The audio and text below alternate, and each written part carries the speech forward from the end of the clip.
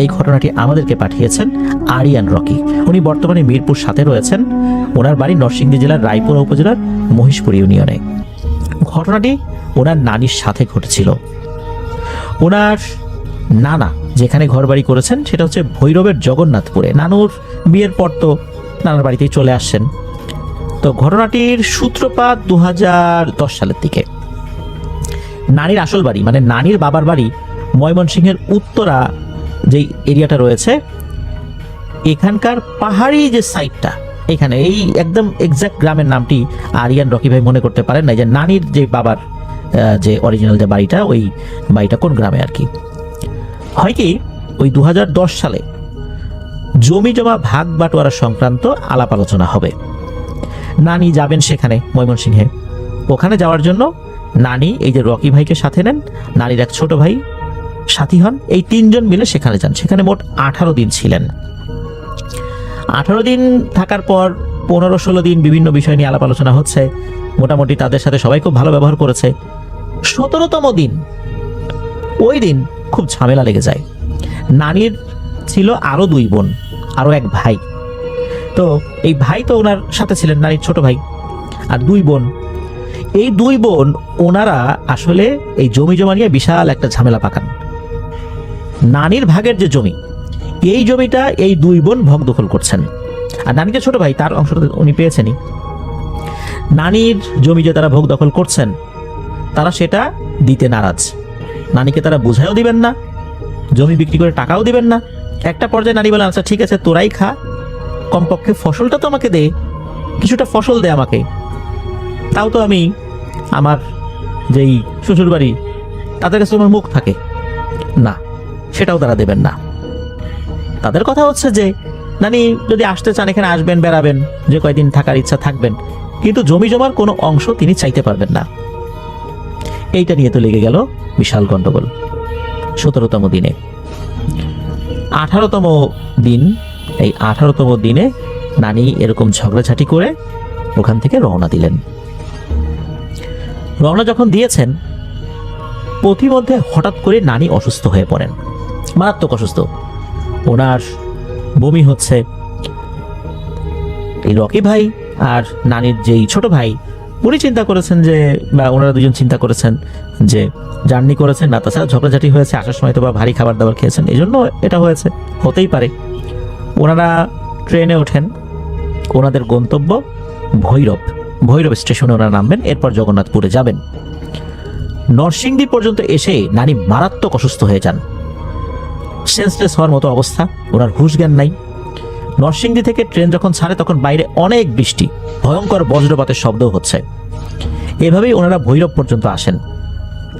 Mobile ফোনে আগে থেকেই জানিয়ে দেওয়া হয়েছিল, এই যে রকি ভাইয়ের যেই মামা আছেন তাকে জানানো হয়েছিল, উনি আসেন, এসে নানিকে বাড়িতে নিয়ে যান। আর নানিকে বাড়িতে দিয়ে পরবর্তী দিন এই রকি ভাই আবার ওনাদের যে বাড়ি, এই যে মহিষপুর ইউনিয়নে, সেখানে চলে যান। 2 দিনের মাথায় খবর আসে যে নানি ভয়ঙ্কর অসুস্থ, তাকে দেখতে যেতে হবে। রকি ভাই ওনার মাকে নিয়ে ছোটেন নানিকে দেখার জন্য। যাবার পর যে তথ্যগুলো পান, এটা শুনে ওনারা অবাক হয়ে যান যে এরকম সমস্যা তো আগে নানির ছিল না। মামা যারা ছিলেন, ওই মামারা বলেন যে বাড়িতে আসার পর রাতের বেলা উনি যখন ঘুমাতে গিয়েছেন, মানুষের ঘুম আসতে তো একটু সময় লাগে, উনি ঘুমাতে যাওয়ার আগে তারও কথাবার্তা বলতেন, বিছানায় শুয়েও কথা বলতেন। বিছানায় শোয়ার সাথে সাথে নাকি উনি গভীর ঘুমে আচ্ছন্ন হয়ে যান। আর রাত 2:30 কি 3টার দিকে উনি যে কাজটি করেছেন সেটা হচ্ছে পাগলামি শুরু করেছেন। আর বটি ছিল ঘরের মধ্যে, ওই বটি নিয়ে ওনার যে ঘরটা ছিল, এই ঘরটা ছিল হচ্ছে চতুর্দিকে টিন, উপরে টিন, আর এই যে টিনের বেড়াগুলো, এই বেড়াগুলোর যে খুঁটি, এই খুঁটিগুলো ছিল আবার সিমেন্টের খুঁটি, আর ফ্লোরটাও সিমেন্ট দিয়েই আস্তরণ করা, যেভাবে ফ্লোর হয় আর কি অধিকাংশ ঘরবাড়িগুলোতে। তো নানি বটি দিয়ে উঠে, ওই ঘুম থেকে উঠে ওই বটি দিয়ে, মানে উঠে ওই বটি দিয়ে ওই সিমেন্টের যে খুঁটি যেগুলো রয়েছে আর কি, ওই খুঁটিগুলোর উপর ক্রমাগত উনি আঘাত করছেন, ফ্লোরের উপর আঘাত করছেন, মানে বটি দিয়ে, মানে ঘুম থেকে উঠে উনি বটি দিয়ে এই কাজ করছেন আর পাগলামি করছেন আর কি। এরকম তো ওনার কখনো হয়নি। ঘুম থেকে উঠেই উনি বটি দিয়ে ফ্লোরে আঘাত করছেন। বটি দিয়ে যদি ফ্লোরের উপর আঘাত করা যায়, ফ্লোরের উপর থেকে কিন্তু একটু একটু করে উঠে যায়, সাদা সাদা হয়ে যায়। আর সিমেন্টের খুঁটি, যেই সাদা সাদা খুঁটিগুলো আমরা দেখি আর কি, এরকম খুঁটি, এগুলোতে আঘাত করছেন। এদিকে মামারা ওঠেন, নারীকে থামানোর চেষ্টা করেন। তারপর এরকম দেখার পরই হচ্ছে এই যে রকি ভাইয়ের মাকে ফোন করেছেন, উনি চলে আসছেন, রকি ভাই চলে আসছেন। তো সারাদিন নানি কিন্তু একদম ভালো, নানি কিছুই বলতে পারেন না যে উনি ঘুম থেকে উঠে কি করেছেন, বটি দিয়ে কি করেছেন, উনি কিছুই বলতে পারেন না। কিন্তু যখনই উনি রাতের বেলা শুয়ে পড়েন, শোয়ার সাথে সাথে কয়েক সেকেন্ডের মধ্যে উনি গভীর ঘুমে আচ্ছন্ন হয়ে পড়েন। ওনার কোনো হুঁশ থাকে না। আর ঠিক ওনার ঘুম ভাঙে রাত 3টা বাজার কিছুক্ষণ আগে। এরপর উনি এই কাজ শুরু করেন। বটি নিয়ে এরকম 2 দিন করেছেন, এরপরে বটি আর ঘরে রাখা হয়নি। এরপর উনি ঘুম থেকে উঠে পাগলামি আচরণ করছেন। এক রাত্রে হয় কি, ওই রাত্রে কিন্তু রকি ভাইয়ের মা বাড়িতে আছেন, এই নানি বাড়িতেই আছেন। হঠাৎ করে নানিকে খুঁজে পাওয়া যাচ্ছে না। ঘরের দরজা খোলা, চারদিকে খোঁজাখুঁজি শুরু হয়ে গেল, নানি নাই। ঘরের সব জায়গায় খোঁজা হলো, নানি নাই। ওয়াশরুমে খোঁজা হলো, নানি নাই। কোথাও নাই, কোথাও খুঁজে পাওয়া যাচ্ছে না তাকে।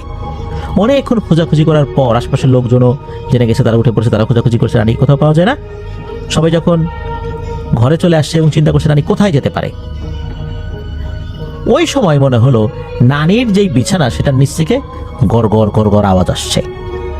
কি ব্যাপার, এই আওয়াজ করে কে? কোনো বিড়াল টিড়াল ঢুকলো নাকি? নিচে যখন তাকিয়েছেন দেখেন যে নানি বিছানার নিচে, অথচ বিছানার নিচেও তাকে খোঁজা হয়েছিল, তিনি ছিলেন না। তাহলে এখন কোত্থেকে আসলেন? নানিকে সেখান থেকে বের করা হয়, তখন উনি অচেতন অবস্থায় কিন্তু ওইরকম করছেন। ওই রাত ওভাবেই কেটে যায়। পরের দিন নানি যখন স্বাভাবিক হয়েছে, উনি কিছুই বলতে পারেন না কি হয়েছে। এর পরের দিন একই অবস্থা। হঠাৎ করে রাতের বেলা নানি ঘরে নাই, ঘরের দরজা খোলা। সবার আগে তখন বিছানার নিচে খোঁজ করা হয়েছে, বিছানার নিচে নাই। ওই বাড়িতে যতগুলো বিছানা ছিল, কোনাকাঞ্চি ছিল, সবগুলোতে খোঁজ করা হয়েছে, কোথাও নানি নাই। আবার খোঁজাখুঁজি হলো, অনেকক্ষণ ধরে নাই। আবার যখন সবাই বাসায় এসে বসেছে হন্যে হয়ে যে এখন কি করা যায়, তখন আবার নানির বিছানার নিচ থেকে গড় গড় গড় গড় আওয়াজ। নানি আবার কোত্থেকে যেন চলে আসছে। নানি কিছুই বলতে পারেন না যে আসলে এটা কেন হচ্ছে, কিভাবে হচ্ছে। ওনার কোনো সেন্স থাকে না।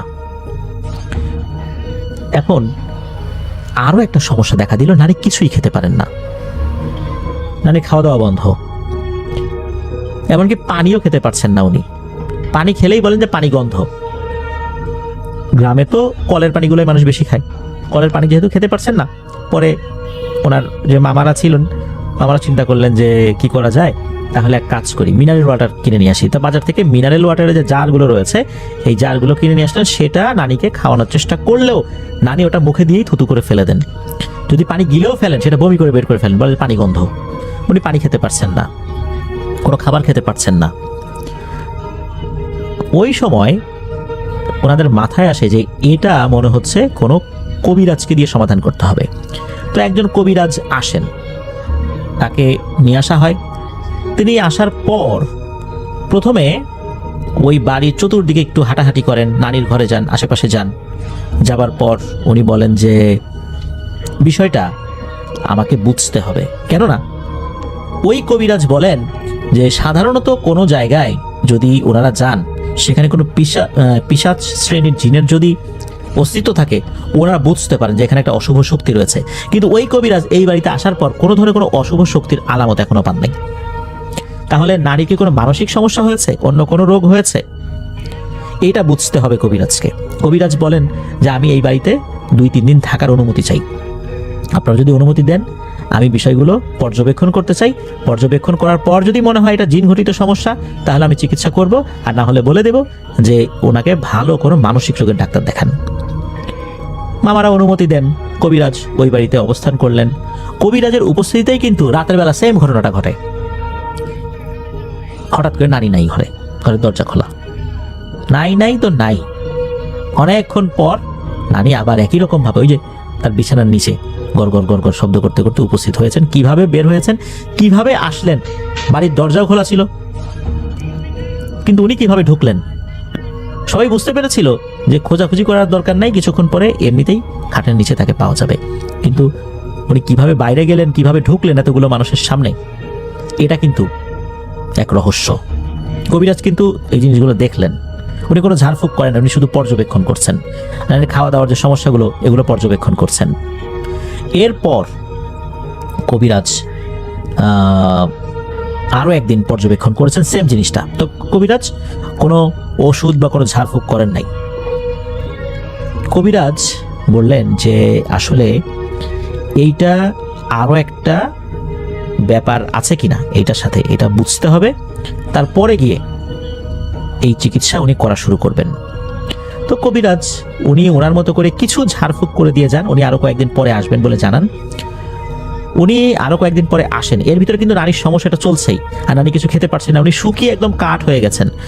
ওনার যেই বয়স ছিল সেই বয়সে স্বাভাবিক যে স্বাস্থ্য থাকার কথা সেটাই ছিল শুরুতে, কিন্তু ওই যে নানি তার যেই মূল বাবার বাড়ি সেখানে গিয়েছিলেন ময়মনসিংহের উত্তরার পাহাড়ি এলাকায়, ওখান থেকে আসার পর থেকে যে সমস্যা শুরু হয়েছে এটা চলমান রয়েছে। ওই কবিরাজ আসেন, আসার পরে বলেন যে উনি জিন হাজির করবেন, ওনার সাথে থাকা কোনো জিন, আর ওনার সাথে থাকা কোনো জিন হাজির করার পর সেই জিনের মাধ্যম দিয়েই তথ্যটা পাবেন। এছাড়া উনি কোনো তথ্য পেতে পারছেন না, উনি কিছু বুঝতেও পারছেন না। তুলা রাশির একজনকে নিয়ে আসার কথা বলা হলে ওই সময় তুলা রাশির কাউকে খুঁজে পাওয়া যাচ্ছিল না। অতঃপর কবিরাজ সিদ্ধান্ত নিলেন যে উনি ওনার নিজের উপরই জিন হাজির করবেন। উনি আমল করা শুরু করলেন। তবে শুরুতে বলে দিয়েছিলেন যে উনি যদি মেঝেতে পড়ে যান, মানে পাটি বিছিয়ে করছিলেন, তো কেউ যেন তাকে না ধরে, যতক্ষণ না পর্যন্ত উনি নিজে উঠে স্বাভাবিকভাবে কথা বলবেন ততক্ষণ পর্যন্ত কেউ তাকে ধরবেন না। তো ওনার সাথে থাকা জিনরা আসবে, এসে তথ্য দেবে। এরপর কবিরাজ আমল করা শুরু করলেন। করতে করতে হঠাৎ করে ঠাস করে ফ্লোরের উপর পড়ে গেলেন। কেউ যদি বসে থাকে, কেউ যদি বসে থাকা অবস্থায় যদি কাউকে পেছন থেকে ধাক্কা দেয়, মানুষ যেরকম ধপাস করে সামনের দিকে ঝুঁকে পড়ে, উনি ওইভাবেই ঝুঁকে পড়ে যান। ঠাস করে ঝুঁকে পড়ার পর 7-8 সেকেন্ড এরকমই থাকেন। এরপর উঠে বসেন, উঠে বসে সালাম দেন। সালাম দেওয়ার পর তখন ওই কবিরাজ মেয়েলি কণ্ঠে বলতে, প্রথমে পুরুষের কণ্ঠে বলছেন যে কেন তাকে ডাকা হয়েছে। তখন ওই যে মামাই সবগুলো কথা খুলে বলেন যে এই ঘটনা তার মায়ের সাথে এই বিষয়টা হচ্ছে। তখন বলেন আচ্ছা ঠিক আছে, আমি দেখছি, অপেক্ষা করো। এই বলেই কবিরাজ আবার ধপাস করে মাটিতে আছড়ে পড়েন, একই রকম ভাবে যেভাবে প্রথমটা হয়েছিল। এরকম থাকে কয়েক মিনিট। এরপরে কবিরাজ আবার উঠে বসেন, উঠে বসে আবার উনি সালাম দেন। তবে এবারের কণ্ঠটা একদম মেয়েলি কণ্ঠ, আর পূর্বের কণ্ঠটা ছিল পুরুষালী কণ্ঠ। তো পূর্বে পুরুষালী কণ্ঠ আর এখন মেয়েলি কণ্ঠ। তো মামা সালাম দিয়েছেন, তখন সালামের জবাব নিয়েছেন খুব সুন্দর করে, আর বললেন যে একটু আগে যে এসেছিল সে আমার বড় ভাই, আমি তার বোন, আমরা 7 ভাই বোন। মূলত আমার বড় ভাই কিছু তথ্য জেনে আমাকে বলেছে, এই জন্য আমি আসলাম। এই মহিলার উপরে 41 দিনের একটা ভয়ঙ্কর কালো জাদু করা হয়েছে, আর পরপর 7টা বান মারা হয়েছে। আর এই বান মারার জন্য 7টা জিনকে দায়িত্ব দেওয়া হয়েছে, যার মধ্যে 3টা খুবই শক্তিশালী পিশাচ শ্রেণীর জিন। এরা যখন যে দায়িত্ব নেয়, এই দায়িত্ব থেকে তারা কখনোই সরে যায় না। এরা এটা করবেই, এ পর্যন্ত তাদের সরে আসার কোনো রেকর্ড নাই। এরকম একটা কালো জাদু তার উপর করা হয়েছে। এই জাদুর মেয়াদ 41 দিন। এরপর ভয়ঙ্কর কিছু হয়ে যাবে। সমাধান কি? তখন বললেন যে সমাধান এটা অত্যন্ত কঠিন বিষয়, এই সময়ের মধ্যেই অনেক ক্ষয়ক্ষতি হয়ে গেছে। তবে ওই সময়ে যেটা হয় সেটা হচ্ছে উনি কিছু বিষয় বলেছিলেন, ওই জিন যে কি করতে হবে। উনি একটা নির্দিষ্ট সময় বলেছিলেন যে 7 নদীর পানি আনতে হবে, যেই নদীগুলো এমন যে সেদিক দিয়ে আসলে ওরকম লঞ্চ ট্রলার এগুলো ভাবে চলে না, শুধু মাছ টাছ যদি কেউ ধরে, মানুষ স্বাভাবিক ছোটখাটো কোনো কাজ করে, এরকম নদীর, মানে 7টা নদীর পানি আনতে হবে, 7টা কবরস্থানের পানি আনতে হবে, আর 7টা মোমবাতি আনতে হবে, এরকম কথা বলেছিলেন। আর কবিরাজ আগে থেকে বলেছিল যে এই রিচুয়ালটা করার আগে, মানে উনি যে রিচুয়াল করতে বসেছেন এটা করার আগেই কলা আনতে হবে আর মিষ্টি আনতে হবে। মিষ্টি খুবই ভালো হতে হবে, আর কলা হতে হবে বাজারের সবচাইতে মিষ্টি কলা। তো সবচাইতে মিষ্টি কলা গ্রামে যেটা পাওয়া যায় সেটা হচ্ছে বিচি কলা। বিচি কলার মধ্যে মিষ্টির তারতম্য রয়েছে। আমরা ফরিদপুর অঞ্চলে এগুলোকে বিচে কলা বলি, মূলত এটা বিচি কলা। সেরকম কলা আনা হয়। প্রথমে ওই জিনকে অফার করা হয় যে আপনাদের জন্য তো মিষ্টি কলা আনা হয়েছিল, আপনারা যদি নেন আমরা খুব খুশি হব। তখন নাকি একটা মিষ্টি হাতে নেয়, হাতে নেওয়ার পরে নাকের কাছে দিয়ে একটু সেন্ট নেয়, এরপরে বলে না এই মিষ্টিটা ভালো না, এটা খাবো না, এই বলে রেখে দেয়। তখন মামা বলে যে তাহলে কলাটা খা। কলাটা হাতে নেয়, স্বাভাবিকভাবেই ছোলে, তবে ছোলার প্রক্রিয়াটা একটা বাচ্চা মানুষরা যেভাবে কলা ছোলে ঠিক মতো বড়দের মতো করে ছুলতে পারে না, ওইভাবেই ছোলে। ছোলার পর কি করে, বিশাল বড় এক হা করে পুরো কলাটা মুখের মধ্যে ঢুকিয়ে দেয়। ঢুকিয়ে দেওয়ার পরপরই মানে 2 সেকেন্ড পরই ওই কলাটা আবার বাইরে থু করে ফেলে দেয়, বলে এই কলা টক। মামা বলে যে টক কিভাবে টক হলো, এটা তো বাজারে সবচেয়ে মিষ্টি কলা। বলে এটা আমাদের কাছে টক মনে হয়েছে, এটা খাওয়া যাবে না। তবে মিষ্টিটা কেন খেতে পারলাম না, কলাটা কেন টক মনে হলো, এর পিছনে অন্য কোনো কারণ থাকতে পারে। তবে তোমরা মিষ্টি নিয়ে আসছো, কলা নিয়ে আসছো, খাইতে পারলাম না, এটা নিয়ে তোমাদের উপর আমাদের কোনো অভিযোগ নেই, এটার অন্য কারণ আছে, এটা তোমরা বুঝবে না। তো যাই হোক, ওই পরবর্তী ট্রিটমেন্ট কখন হবে কিভাবে হবে এই বিষয়টা জানিয়ে দেন।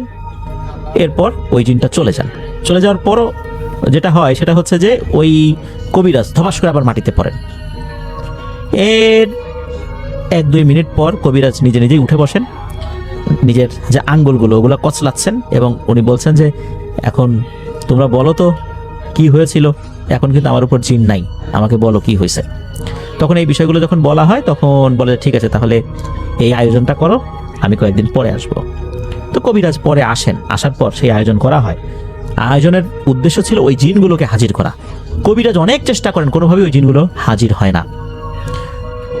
7 নদীর পানির সাথে 7 কবরস্থানের যে মাটি এগুলো মিক্স করা হয়, কাদার মতো বানানো হয় আর কি। তার উপরে মোমবাতি রাখা হয়, 7টা আগুন ধরিয়ে ওই জিনগুলোকে হাজির করানোর চেষ্টা করা হয়, কিন্তু কবিরাজ ব্যর্থ হন। কবিরাজ বলেন যে তার কাছে থাকা যেই 7টা জিন রয়েছে এরাও শক্তিশালী, তবে এরা আল্লাহওয়ালা জিন, এরা ওই ধরনের যে পিশাচ শ্রেণীর জিনগুলো রয়েছে ওদের সাথে পারবে না, ওরা খুবই কালো জাদুতে পারদর্শী, আর এরা এই জিনিসগুলোতে পারদর্শী না। যার কারণে এরা কিছু তথ্য এনে দিতে পারলেও তাদের সাথে লড়াই করতে তারা সক্ষম নয়, আর ওই জিনগুলোকে হাজিরও করা গেল না। কবিরাজ ব্যর্থ হয়ে চলে গেলেন। এভাবে কিন্তু দিন চলে যাচ্ছে, ভয়াল 41 দিন। 41 দিনের মধ্যে অনেকগুলো দিন কিন্তু পার হয়ে গেছে এইভাবে 1 দিন 2 দিন করতে করতে করতে করতে। এরপরে ওনাদের পরিচিত একটা এলাকা থেকে একজন পাগলি আসে। এই পাগলি বলতে ওই রকম পাগলি না যে তার মাথাটা ঠিক না, বিষয় এরকম না, উনি ওই যে কিছু ঝাড়ফুঁক করেন আর কি, অনেকে পাগলি বলে থাকেন। তারপরে অনেকের কিছু জড়িবুটির চিকিৎসা দেন। আর এই যে রকি ভাইয়ের নানি, তার সাথে এই পাগলির একটা সম্পর্ক ছিল। পাগলি যেন কার কাছ থেকে শুনেছে যে এই রকি ভাইয়ের নানি অসুস্থ, শোনার সাথে সাথে দেখতে এসেই তো পাগলি কান্নাকাটি শুরু করে দিয়েছে যে আমার বুঝির এই অবস্থা, আমি এতদিন পরে জানলাম, হাই হাই এখন কি হবে, এখন আমি কি করব, এই বুঝির আমি কিভাবে সুস্থ করব। ওর কাছ থেকে কত কিছু নিছি, আসছি, গল্প করছি, আজ ওর এই অবস্থা। এখন চিকিৎসা উনি করবেন, চেষ্টা করবেন, ওনার সর্বশেষ যে চেষ্টা সেটা উনি করবেন। উনি বললেন যে আমি আমার চেষ্টা করব। উনি 2টা পদ্ধতি ব্যবহার করেছিলেন। প্রথম যে পদ্ধতি সেটা হচ্ছে একজন তুলা রাশির লোককে নিয়ে আসছিলেন। তুলা রাশির লোক একজন ভদ্রমহিলা, তাকে নিয়ে আসার পর অজু গোসল করিয়ে সামনে বসিয়েছেন। বসানোর পর ওই ভদ্রমহিলার এক হাত চেপে ধরেছেন ওই পাগলি, ধরে বলছেন যে চোখ বন্ধ করো, দেখো তো তুমি আমার এই বুঝিকে দেখতে পাও কিনা। তখন বলছেন যে হ্যাঁ আমি দেখতে পাচ্ছি। তখন বলে যে তুমি তার কাছে যাও। কিছু সময় হাঁটার পর নাকি মানে সে চোখ বন্ধ করে কিন্তু এই জিনিসটা হচ্ছে আর কি। হাঁটার পরে বলছে যে না আমি তো যেতে পারতেছি না, তুমি চেষ্টা করো, কারণ আমি তার কাছে যেতে পারতেছি না। তো বলে তুমি বুঝিকে জিজ্ঞেস করো তো তার কি সমস্যা। বলে যে সে কোনো কথা বলতে পারতেছে না। তখন ওই বলে যে আচ্ছা ঠিক আছে, তুমি আবার পেছন দিকে সরে আসো। এরপরে ওই পাগলি ওই ভদ্রমহিলার হাত ছেড়ে দেন। তখন ওই পাগলি যেটা বলেন যে এখানে ভয়ঙ্কর একটা ব্যাপার হয়েছে, সেটা হচ্ছে যে এই বুঝি মানে এই যে রকি ভাইয়ের নানি, উনি অনেক কিছুই বুঝতে পারেন কিন্তু উনি কিছুই বলতে পারেন না। এইটা বলতে গেলেই তার জবান বন্ধ হয়ে যায়। আর অনেক ভালো ভালো কথা, এই কথাগুলো উনি শুনতে পারেন না, কারণ ওই দুষ্টু জিনেরা এই কাজটা করে। কোন কাজ করলে ভালো হবে না হবে এটা উনি শুনতে পারেন না। আর কোনো কিছু বলতে গেলে তার জবান বন্ধ করে দেয়, এজন্য উনি বলতেও পারেন না। আর সময় আছে আর মাত্র 4 দিন। উনি বলেন যে 41 দিন আসতে আর মাত্র 4 দিন বাকি। 39 দিন হয়ে 39 দিন না, মানে আরো 37 দিন হয়ে গেছে আর কি, আর 4 দিন আছে। বলে যে এখন আমি কি করি এই অল্প সময়ের মধ্যে। এরপরে যেটা হয়, উনি সর্বশেষ চেষ্টা করতে থাকেন আর কি, যে এটাই সর্বশেষ চেষ্টা, যদি আমি বুঝতে পারি যে এর মাধ্যমে কিছু করা যাবে তাহলে আমি করব, আর না হলে আর কোনো উপায় নাই আল্লাহ ছাড়া। উনি যেটা করেন সেটা হচ্ছে যে একটা মগের মধ্যে কিছু পানি নেন। এটা কিন্তু রকি ভাই এই পুরো প্রক্রিয়াটা দেখেছেন, মানে একদম শুরু থেকে শেষ পর্যন্ত। রকি ভাই মাঝখানে শুধু একদিন ছিলেন না, ওই যে নিজের বাড়িতে গেছেন, তারপর ফোন পেয়ে চলে আসছেন। তো রকি ভাইকে ওই পাগলি যিনি মহিলা কবিরাজ, উনি বলেন যে একটা মগের মধ্যে পানি নাও, এটার উপর একটা গামছা দিয়ে ঢেকে দাও পানিটা। তো উনি ওই গামছার উপরে ফু দিচ্ছেন, ওই মগের উপরে গামছাটা দেওয়া হয়েছে আর কি। উনি বলেন যে ঝাড়ফুঁক শেষ করার পর এই মগটা উল্টিয়ে ধরতে হবে। যদি দেখা যায় এক ফোঁটা পানিও পড়ছে না, তাহলে বুঝতে হবে যে চিকিৎসা কাজ করবে। আর যদি পানি ফোঁটায় ফোঁটায়ও পড়তে থাকে, তাহলে বুঝতে হবে আর সময় নাই। তো উনি ঝাড়ফুঁক করার পর ওভাবে উল্টিয়ে দিতে বলেন মগটাকে। যখন উল্টিয়ে দেওয়া হয়, তখন এই রকি ভাই নিজেও দেখছিলেন এবং উপস্থিত অনেকেই দেখছিলেন যে ফোঁটায় ফোঁটায় পানি পড়া শুরু হয়েছে। তখন ওই মহিলা পাগলি হাও মাও করে কান্নাকাটি শুরু করে দিয়েছিল, যাহারে আমি কিছুই করতে পারলাম না। মানে ওনার যত শক্তি ছিল সেই শক্তি দিয়ে চিৎকার করে কান্নাকাটি করছিলেন, হাত পা আস্তে আস্তে কান্নাকাটি করছিলেন যে আমি আমার বুঝির জন্য কিছুই করতে পারলাম না, আর তো সময় নাই, তোমরা আল্লাহরে ডাকো। 41তম দিন যেদিন, সেদিন দেখা যায় যে এই যে নানির যে 2 বোন, ওই যে ময়মনসিংহের উত্তরার পাহাড়ি এলাকায় থাকে, এই 2 বোন কাঁদতে কাঁদতে আসতে, আরে আমার বোন মরে গেছে রে, আমার বোন মরে গেছে। তখন এই যে মামা যারা আছেন তারা এটা দেখেন, বলে যে বোন মরে গেছে মানে আমার মা তো এখনো জীবিত আছে। বলে যে জীবিত আছে, তবে আর থাকবে না, এর জন্য আমরাই দায়ী, আমার বোনের কাছে মাপ চাইতে আসছি। তো তারা নানির কাছে যান। নানি তো কথা বলতে পারছিলেন না, এতটা অসুস্থ। ওনার আর আসলে উনি তো পানিও খেতে পারতেন না, ওনার আর কোনো কথা বলার অবকাশ ছিল না, একদম শুকিয়ে কাঠ হয়ে গিয়েছিলেন, জীবন্ত কঙ্কাল। তখন ওই বোনের কাছে গিয়ে তারা হাউমাউ করে কান্নাকাটি করে মাফ চেয়েছিলেন যে বোন, আমরা অন্যায় করছি, বুঝতে পারি নাই, সম্পত্তির লোভে আমরাই এই কাজ করছি, তোমাকে মেরে ফেলার জন্য 41 দিনের বান মারছিলাম, পরপর 7টা বান তোমাকে মারা হয়েছে, আমরা এর জন্য দায়ী, আমাদেরকে মাফ করে দাও।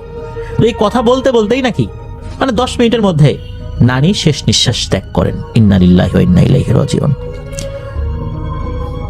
বাড়ির লোকজন ক্ষিপ্ত হয়ে এই 2 জনকে বাড়ির ভেতরে আর রাখেন নাই, তাকে বাইরে বের করে দিয়েছিলেন। তার গোসল, দাফন কাফন সবকিছু সম্পন্ন হয়। এই 2 বোন চলে যায়। পরবর্তীতে এই 2 বোন আবার এই যে রকি ভাইয়ের মায়ের কাছে আসে, এসে তারা একটা প্রস্তাব দেয় যে তারা তো অন্যায় করেছে, তাদের বোনের সম্পত্তি তারা ভোগ দখল করার জন্য এই ভয়াল 41 দিনের মরণ বান মেরেছে। তারা প্রস্তাব দেয় যে বোনের সম্পত্তি তারা আর রাখবে না, এই সম্পত্তি যেন রকি ভাইয়ের মাকে যেন বুঝিয়ে দিতে পারে, সেই জন্যই তারা এসেছে। এই সম্পত্তি বুঝে নেওয়ার জন্য রকি ভাইয়ের মা যেন সেখানে যান। যেহেতু ওনারা 2জন আসছেন, আসার পর সবার আগ্রহ কিভাবে তারা এই কাজটা করলো এই বিষয়ে যখন জানতে চান, তখন তারা বলেন যখন বোন রাজি হচ্ছিল না কোনোভাবেই, তার সম্পত্তি লাগবেই অথবা ফসল লাগবে, এই জিনিসটা তারা দেবে না, তখন তারা তাদের পরিচিত এক তান্ত্রিকের কাছে যান। তান্ত্রিক তখন তার কাছে থাকা ভয়ঙ্কর পিশাচ শ্রেণীর 3টি জিন সহ মোট 7টি জিনকে দিয়ে একটি কাটা গাছ, মানে এটা যে আসলে কি গাছ, সেই গাছে কাটা রয়েছে, এই কাটা গাছের উপরে, কাটাযুক্ত গাছের উপরে বান মারান।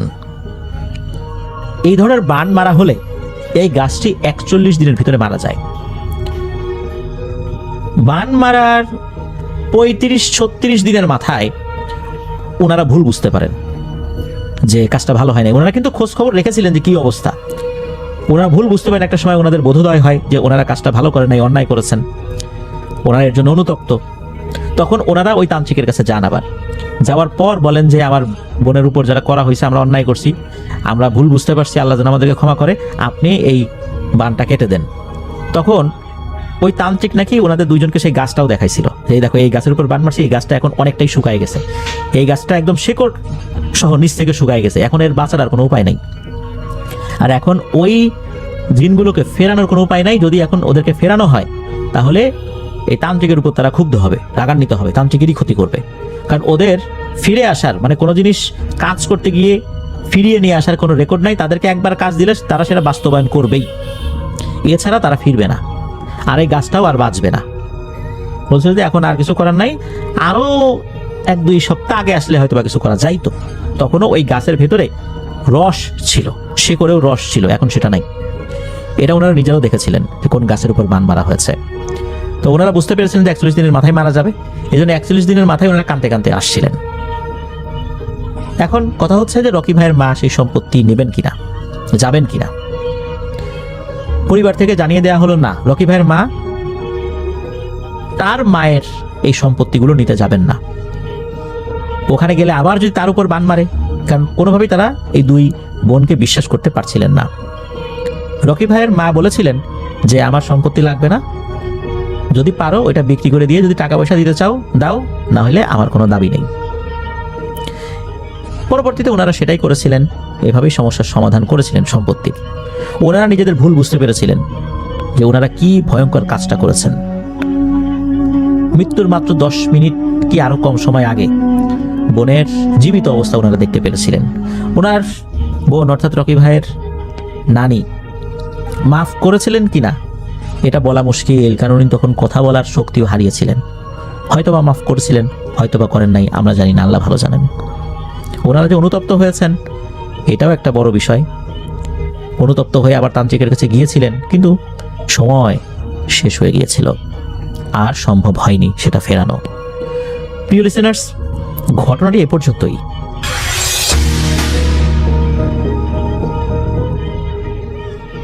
আসসালামু আলাইকুম ভাইয়া, কেমন আছেন? আশা করছি ভালো আছেন আপনি, এবং যারা আপনার অডিয়েন্স রয়েছে তাদের উদ্দেশ্যেও বলতেছি যে হয়তো তারাও আলহামদুলিল্লাহ ভালো আছে। আলহামদুলিল্লাহ আমিও ভালো আছি ভাইয়া। ভাইয়া, বরাবরের মতো আমি আজকে আবারও ঘটনা নিয়ে আসলাম, আর আপনাকে অসংখ্য ধন্যবাদ যে এতগুলো মানুষের ঘটনার মাঝে আপনি বারবার বা প্রায় সময় আমার ঘটনাগুলো সিলেক্ট করার জন্য। ভাইয়া, ভয় একটা এমন বস্তু বললে ভুল হবে, যে ভয় একটা এমন অনুভূতি যা প্রায় সকলের মাঝেই আছে। সবার মধ্যে ভয় কাজ করে। পৃথিবীতে এমন কোনো মানুষ নেই যে ভয় করে না। তো কিছু ভয় খুব সাংঘাতিক। আজকে আমি সেরকম সাংঘাতিক একটা ভয়ের ঘটনা নিয়ে আসলাম, যেটা শুনলে সকলের হৃৎপিণ্ড পর্যন্ত কেঁপে উঠবে, এবং এই ঘটনা শোনার পরে আপনাদের শরীর ঠান্ডা হয়ে উঠবে। কেননা আজকের ঘটনা খুবই মোস্ট হরর ঘটনা। চলুন ভাইয়া, কথা না বাড়িয়ে শুরু করি আজকের ঘটনা।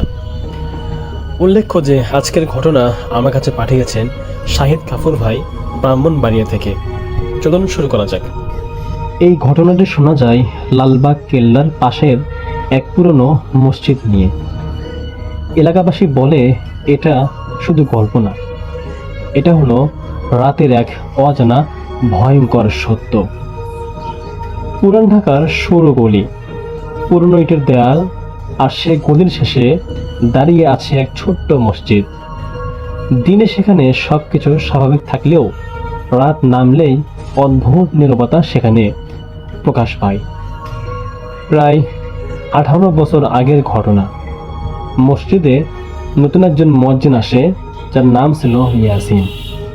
তার কণ্ঠ খুব সুন্দর ছিল।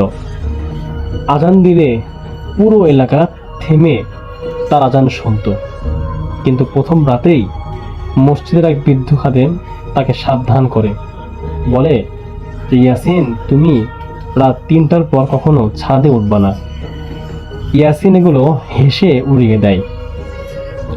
সেই রাতে ঘড়িতে ঠিক 3টা বাজে, সবাই ঘুমিয়ে যায়।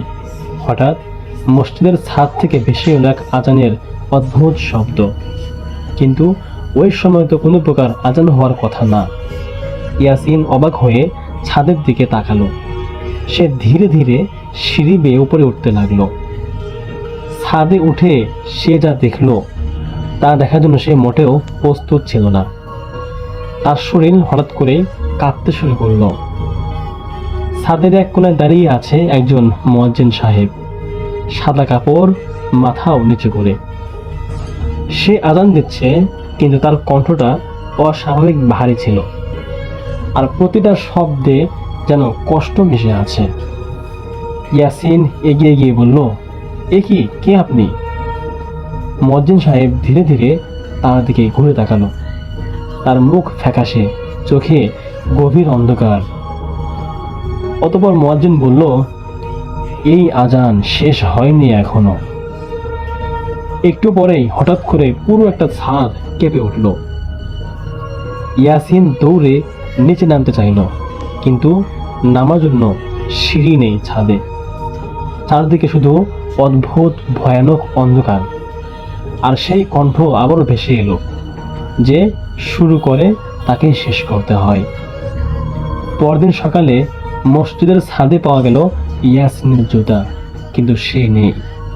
এরপর থেকে মাঝে মাঝে রাত 3টার পর লোকজন বলে, এখনো মসজিদের ছাদ থেকে আজানের শব্দ ভেসে আসে, কিন্তু কেউ কখনো দেখতে পায় না আসলে আজানটা কে দিচ্ছে।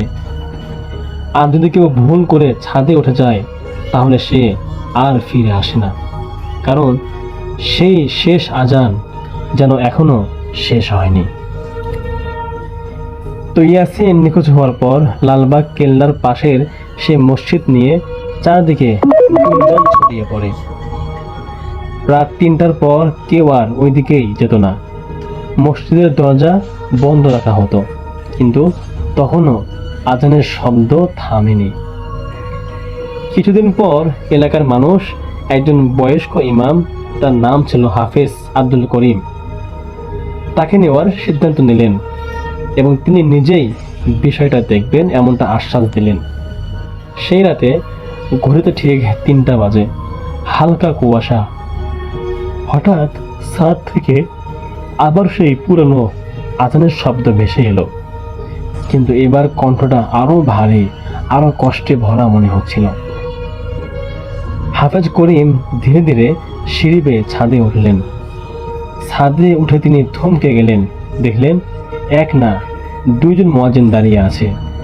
একজন অজানা সেই পুরনো মানুষ, আরেকজন হলো ইয়াসিন। ইয়াসিনও আজান দিচ্ছে, কিন্তু তার চোখ ফাঁকা, তার মুখে কোনো প্রকার প্রাণ নেই।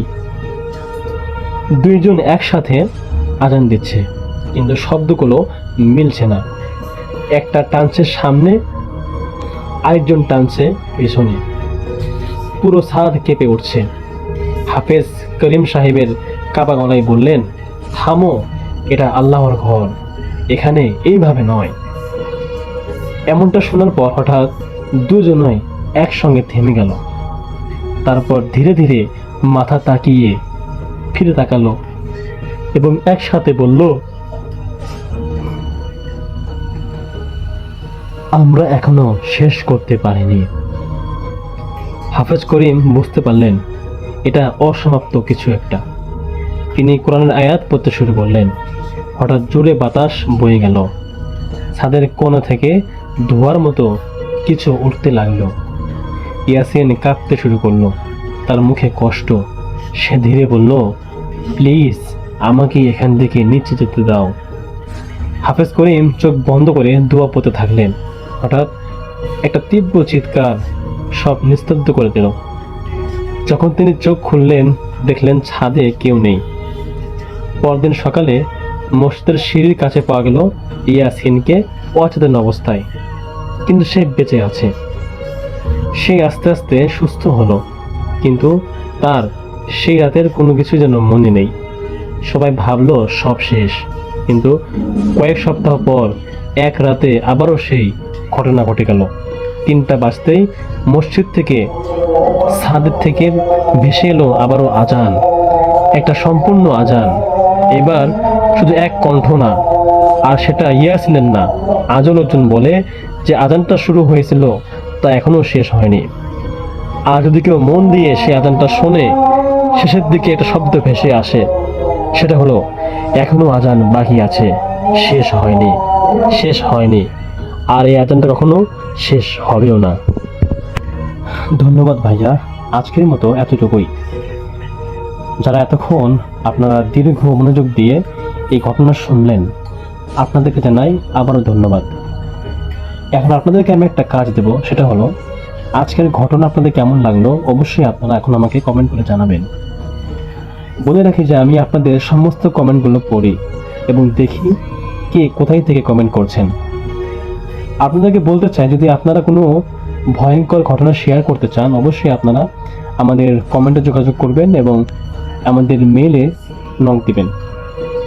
আমরাও আপনাদের সত্য ঘটনাগুলো সামনে নিয়ে আসবো ইনশাআল্লাহ। আজকের মতো এতটুকুই ছিল ভাইয়া। আশা করছি আপনাদের ভালো লেগেছে এবং যারা অডিয়েন্স রয়েছেন, যারা এতক্ষণ অবধি ধৈর্য নিয়ে গল্পটা শুনলেন, আশা করছি আপনাদেরও হতাশ হননি। এবং আপনারা অনেকেই আছেন যারা শুধু গল্প শুনে যান কিন্তু কোনো মন্তব্য করেন না। আপনাদেরকে ভাইয়া পার্সোনালি রিকোয়েস্ট করবো, আপনারা অবশ্যই মন্তব্য করে জানাবেন যে আপনাদের এই ঘটনা কেমন লেগেছে। কারণ আপনাদের একটা মন্তব্য আমাদেরকে হাজারবার গল্পগুলো বলার অনুপ্রেরণা যোগায়। ধন্যবাদ সবাইকে, দেখা হচ্ছে পরবর্তী কোনো এপিসোডে। ততক্ষণ পর্যন্ত সকলের দীর্ঘ আয়ু এবং সুস্বাস্থ্য কামনা করে আজকের মতো বিদায় নিচ্ছি। আসসালামু আলাইকুম।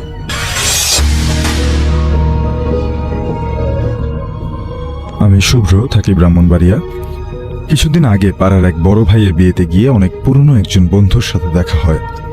যথারীতি ছোটবেলার কথাবার্তা বলতে গিয়ে কথোপকথন শুরু করি এবং এক পর্যায়ে জিন ভূতের কথা আসতে আমি ওকে জিজ্ঞেস করি যে ওর কোনো ঘটনা আছে কিনা বা ঘটনা জানে কিনা। সে আমার সাথে যে ঘটনাটা শেয়ার করে, ঘটনাটা আমি ওর নিজের ভাষায় বলছি। ঘটনাটা আজ থেকে 30 বছর আগের। মামা তখন মাদ্রাসায় পড়তেন। 12 বছর বয়সে মামাকে নানা জোর করেই মাদ্রাসায় ভর্তি করিয়ে দেন। একদিন মামা মাগরিবের নামাজ পড়ে বাইরে বের হন। মসজিদ থেকে মিনিট 10 দূরত্বে একটা শ্মশানঘাট আছে। সেই শ্মশানঘাট ক্রস করার সময় মামা খেয়াল করেন যে ওনার পেছনে পেছনে কিছু একটা আসছে। ব্যাপারটা আঁচ করতে পেরে পেছনে ফিরে তাকান। তাকিয়ে দেখেন একটা কুকুর তার পেছনে পেছনে আসছে। মামা 7-5 না ভেবে একটা গাছের ডাল পড়েছিল, সেটা তুলে ঢিল ছুঁড়ে মারে কুকুরটার দিকে। কুকুরটা অনেকটা কান্নার সুরে গোঙাতে গোঙাতে চলে যায়। তারপর মামা মাদ্রাসায় ফিরে যান। রাত আনুমানিক 2টার দিকে সে মূত্র ত্যাগ করার জন্য টয়লেটে যান। টয়লেটে কারো উপস্থিতি সে টের পাচ্ছিল। টয়লেটের চারপাশে তাকিয়ে অবশেষে ভেন্টিলেটরের দিকে যখন নজর যায় ওনার, উনি দেখেন ভেন্টিলেটরের মধ্য দিয়ে একটা বিভৎস চেহারা, কাটা মাথা, মুখের ভেতর অনেকগুলো দাগ, চুলগুলো টয়লেটের ফ্লোর পর্যন্ত এসে ঠেকেছে। চোখগুলো লাল, মনে হচ্ছে এখনই রক্ত বের হবে।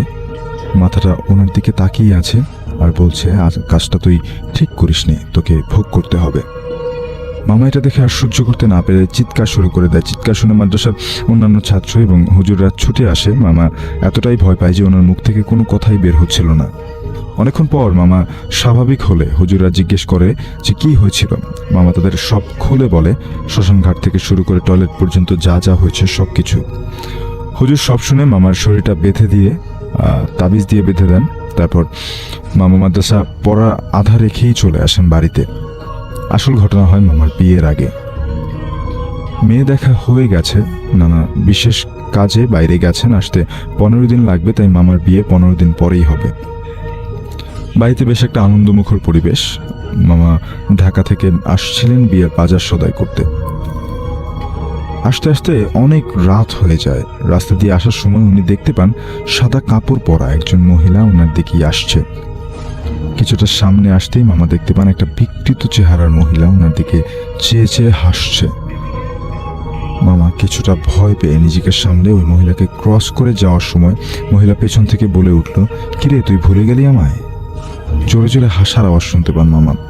ভয়ে হাত পা নাড়াতে পারছিলেন না তিনি। মনে হচ্ছে কেউ যেন ওনার গলা টিপে ধরছে। কোনো চেষ্টা করেও, অনেক চেষ্টা করেও কথা বলতে পারছিলেন না আর নিজেকে সামলে রাখতে পারেননি। অবশেষে মামা সেখানে অজ্ঞান হয়ে যান। প্রায় 2-3 দিন মামার কোনো খোঁজ খবর পাওয়া যায় না। বাড়ির সবাই প্রায় পাগল হবার উপক্রম। এভাবে একটা জলজ্যান্ত মানুষ গায়েব হয় কি করে? নানা বিষয়টা কিছুটা আঁচ করতে পারেন, তাই ওনাদের এলাকার বড় হুজুরকে বিষয়টা জানান। বড় হুজুর সব শুনে একটাই কথা বলেন যে তোমার ছেলে এসে যাবে। 3 দিন পর রাতে ঘরের দরজাতে অনেক জোরে জোরে করানোর শব্দ। বাড়ির সবাই ঘুম ভেঙে যায় এবং সবাই দরজা খুলে দেখেন যে মামা কাঁদতে কাঁদতে দরজার সামনে অজ্ঞান হয়ে যান। অনেকক্ষণ পর মামার জ্ঞান ফেরে। তারপর মামা সব কথা খুলে বলেন এবং তার সাথে কি হয়েছিল। নানা আগেই জানতেন ব্যাপারটা, তাই সবাইকে এ নিয়ে আর প্রশ্ন করতে মানা করেন। কিছুদিনের মধ্যে মামা স্বাভাবিক হওয়া শুরু করেন। মামার বিয়ের জন্য সবাই মেয়ে দেখতে শুরু করে। আবার কিছুদিনের মধ্যে মেয়ে পছন্দও হয়ে যায়। কিন্তু ভাগ্যে যে এমন লেখা থাকবে হয়তো কেউ স্বপ্নেও ভাবেনি। গায়ে হলুদের দিন সকালবেলা অনেক ডাকাডাকির পরও মামার কোনো সাড়া না পাওয়ায় নানি মামাকে ডাকতে মামার ঘরে গেলেন। দরজার ভেতর দিক থেকে বন্ধ ছিল, তাই নানা সহ বাড়ির অন্য সবাই মিলে দরজা ভেঙে ঘরের ভেতরে ঢোকে। ঘরের ভেতরে তাদের জন্য কি অপেক্ষা করছে তারা হয়তো ভাবতেই পারেনি। সবাই ঘরের ভেতরে ঢুকতেই মামা বিছানার দিকে তাকান। বিছানার দিকে সবাই দেখেন যে মামার মৃত শরীর, জিব্বা মুখ বের করে আছে, চোখগুলো উপড়ানো, পেটের মধ্যে একটা ছোট্ট গর্ত। এমন বিভৎস বডি দেখে সবাই ভয়ে আতঙ্কিত হয়ে পড়ে। বাড়িতে কান্নার রোল পড়ে যায়। পুলিশ আসেন, তদন্ত হয়, কিন্তু আজ পর্যন্ত খোলাসা হয়নি সেদিন রাতে মামার সাথে কি হয়েছিল। নানি আজও কেঁদে কেঁদে বুক ভাসান মামার জন্য। আমি নিজেও দেখেছি নানাকে কাঁদতে। মামার অস্বাভাবিক মৃত্যুর পর নানা একদিন নাকি স্বপ্নে দেখেন এক বৃদ্ধ মহিলা, সাদা কাপড় পরিহিত, অনেকটা বিভৎস চেহারা। নানাকে বলছে, তোর ছেলে আমাকে মেরেছিল, তাই তোর ছেলেকে মেরে শিক্ষা দিয়ে দিলাম। আমার নাম রিফাত। একদিন দুপুরবেলা আমি ফজলি আম খুঁজতে আমবাগানে যাই।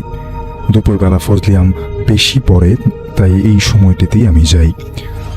দুপুরে খাবার পর তখন 2টা কি 2:30 বাজে। এমন সময় আমি আম খুঁজতে আমাদের বাড়ির থেকে একটু দূরে একটা বড় আম বাগান রয়েছে, সেখানে যাই। বলে রাখা ভালো, তখন অনেক গরম ছিল, চারিদিকে প্রচণ্ড আলো ঝলমলে রোদ, কিন্তু আম বাগানের জায়গাটাতে প্রচণ্ড ঘন আম গাছ থাকার কারণে বেশ ছায়া এবং ঠান্ডা ছিল। আমি দৌড়ে গিয়ে খাবার পরপরই আম বাগানে ঢুকে যাই। আমি খুব অবাক হয়ে যাই। আম বাগানে ঢুকতেই আমি দেখি যে সেখানে আজ একটাও আম পড়ে নেই। রোজ যেখানে কিনা 5-6টা করে আম পাই, সেখানে আজ একটা আমও নেই। আমি একটু মন খারাপ করে বাড়ির দিকে চলে যাচ্ছিলাম, কিন্তু তখনই আমি একটু দূরে যেই না গেছি, তখনই আমি শুনতে পাই গাছ থেকে ধূপধাপ করে 10 থেকে 12টা আম পড়ল। আমি একটু অবাক হয়ে গেলাম। আমার মনে হলো যে এই দুপুর বেলায় কোনো বাতাস নেই, হঠাৎ করে 10-12টা আম গাছ থেকে পড়ে গেল, নিশ্চয়ই এর পেছনে কোনো কাণ্ড আছে। যাই হোক, আমি নিজেকে সামনে নিয়ে আম গাছের কাছে গেলাম। গিয়ে দেখি একটি আমও পড়েনি। আমি এবার প্রচণ্ড বিস্মিত হয়ে গেলাম। আমি ভয় পেয়ে এবার বাড়ির দিকে এক দৌড় দিলাম। আমি যখনই দৌড় দিয়ে একটুখানি গেছি, আর কে জানি সুরে সুরে বলতে লাগলো, এই আম নিবি না, কত আম নিবি আয়।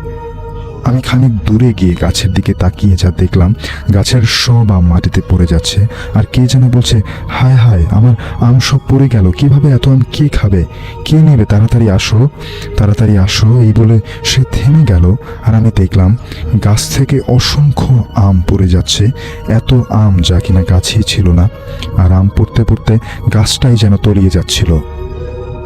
আমি এরপরেই বুঝতে পারলাম যে দুপুরবেলা আম গাছে ভূতের উপদ্রব বেশি থাকে, আর আমাকে এই দৃশ্য দেখানোর কারণ হলো আমি যেন লোভে পড়ে আবার আম গাছের কাছে যাই। কিন্তু আমি আমার দাদির কাছ থেকে শুনেছিলাম যে ভূতেরা 1-2বারের বেশি চান্স দেয় না, দ্বিতীয়বার বা তৃতীয়বার তার কাছে গেলে সে অনেক বড় ক্ষতি করে ফেলতে পারে, এমনকি মেরে ফেলতে পারে। তাই আমি আর কিছু না ভেবে প্রচণ্ড ভয়ে এক দৌড় দিয়ে বাড়িতে পৌঁছে যাই। কিন্তু আমি নিজের চোখে যা দেখেছি তা ছিল অবিস্মরণীয়। আমি এখনো মাঝে মাঝে ভাবি কোনো গাছের পাশে দাঁড়িয়ে এত আম আমি কিভাবে একসাথে পড়তে দেখেছিলাম, আর ওই গাছে সত্যিই কে ছিল ওই কণ্ঠস্বর নিয়ে। এর জবাব কারো কাছে থাকলে আমাকে জানাবেন। আমরা আরেকটা ঘটনা শুনলাম, এবং এটি কিন্তু সচরাচর আমরা ঘটনাগুলো শুনে থাকি রাতে নিস্তব্ধতার মধ্যে, যেমন এখন মধ্যরাত পেরিয়ে ঘড়িতে রাত সময় 1:15, অর্থাৎ এখন আসলেই মধ্যরাত, এবং এই সময়টাতে কিন্তু আমরা যদি বলি যে অশরীরীদের জন্য একটা পারফেক্ট টাইম, বিকজ এখন সব কিছু নিস্তব্ধ, মানুষের আনাগোনা নেই, মানুষের কোলাহল নেই এই সময়টাতে, এবং আলো নেই চারপাশে, অন্ধকারে তারা খুব বেশি নিজেদেরকে মেলে ধরতে পারে, তাদের সেই ক্ষমতাটা রয়েছে। এবং এই ঘটনাটিতে কিন্তু দেখলাম যে দিনের বেলায়, যিনি লিখে পাঠিয়েছেন ধন্যবাদ, দিনের বেলায় এই ঘটনাটি ঘটে।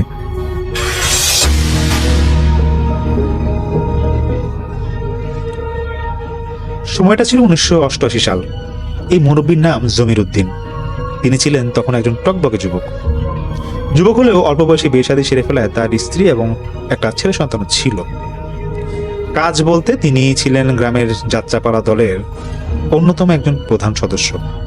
শেষের দিকে তিনি এই দলের সর্দার হিসাবেই ছিলেন। সেই সময়টাতে গ্রামের পাড়ায় পাড়ায় বিভিন্ন অনুষ্ঠানে যাত্রাপালা হতো, যেটাকে এখনকার আধুনিক যুগে মঞ্চ নাটক বলা হয়ে থাকে আর কি। জমিরুদ্দিন তার দলের সাথে অভিনয় করতো আর সাথে মন্দিরাও বাজাতো। অনেকে মন্দিরাটাকে না বুঝতে পারে, একটা বাদ্যযন্ত্রের মতো যেটা যাত্রাপালায় ব্যবহার করা হতো। একদিন তারা একটা গ্রামে যায় যাত্রাপালা করতে। সেদিন তারা বেহুলা আর লক্ষ্মীনন্দের যাত্রা করছিল। শেষ হতে রাত প্রায় 10টা বেজে যায়। সকল মানুষ চলে যাওয়ার পর তারা টাকা পয়সা বুঝে নিয়ে স্টেজ খুলে সবকিছু গোছানো শুরু করে। সবকিছু গুছিয়ে রাত 11টার দিকে তারা বাড়ির উদ্দেশ্যে রওনা হয়। মাঝপথে একে একে মানুষ দল থেকে কমতে শুরু করে, কারণ তাদের একজনের বাড়ি ছিল এক এক জায়গায়। তো শেষ অবধি তারা 3 জন থেকে যায়, জমিরুদ্দিন, আমিনুল আর সাদেক। শীতের সময় তো ধান কাটা জমিনের মাঝখান দিয়ে তারা গান গেয়ে ফুর্তি করতে করতে তারা হাঁটছিল। তো পথের মধ্যে সাদেক হঠাৎ লাফ দিয়ে উঠে বলে, ও মার, এটা কি? আমার পা দিয়ে এটা কি উঠলো? জমিরুদ্দিন হাতের ছোট লণ্ঠন এগিয়ে দেখে একটা কালো সাপ সাদেকের পায়ের পাশ দিয়ে ফুসফুস করে চলে যাচ্ছিল। আমিনুলের কাঁধে ছিল স্টেজ বাঁধার কাজে ব্যবহার করা কয়েকটা রডের টুকরা। জমিরুদ্দিন বেশি কিছু না ভেবে হুট করে আমিনুলের কাঁধ থেকে এক টুকরা রড নিয়ে সাপটাকে সজোরে আঘাত করে। এক বাড়িতে সাপটা জড়সড় হয়ে যায়, আর সেই সুযোগে সে উপর্যুপরি আরো কয়েকটা আঘাত করে বসে। সাদেক আর আমিনুল তাকে তখন থামতে বলে। তারা বুঝিয়ে বলে, বন্ধু, রাত্রের বেলা সাপ মারা তো ঠিক না, আর এমন সাপ তো